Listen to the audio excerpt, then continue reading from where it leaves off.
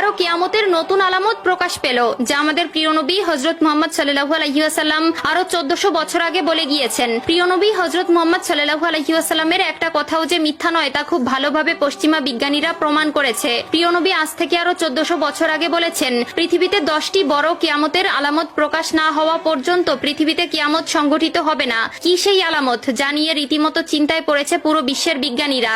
আপনি যদি একজন মুসলিম হয়ে থাকেন তবে ভুলেও ভিডিওটি এড়িয়ে যাবেন না, কারণ আমরা আজকে আপনাদের জানাতে চলেছি প্রকাশিত হওয়া সেই কিয়ামতের আলামত সম্পর্কে। আর আপনি যদি আমাদের প্রিয় নবী হযরত মুহাম্মদ সাল্লাল্লাহু আলাইহি ওয়াসাল্লামকে ভালোবেসে থাকেন তবে অবশ্যই কমেন্ট বক্সে আলহামদুলিল্লাহ কমেন্ট করবেন। আর ভিডিওটি শেয়ার করে দিতে ভুলবেন না, কারণ আপনার একটি শেয়ারে আরো অনেক মুসলিম ভাই ও বোনেরা কিয়ামতের এই আলামত সম্পর্কে জানার সুযোগ পাবে। তো চলুন বেশি কথা না বলে শুরু করা যাক আজকের এই ভিডিও। হাদিসে বর্ণিত আছে, কিয়ামত সংঘটিত হওয়ার পূর্বে পুরো পৃথিবী থেকে পবিত্র আল কোরআন উঠিয়ে নেওয়া হবে। প্রিয়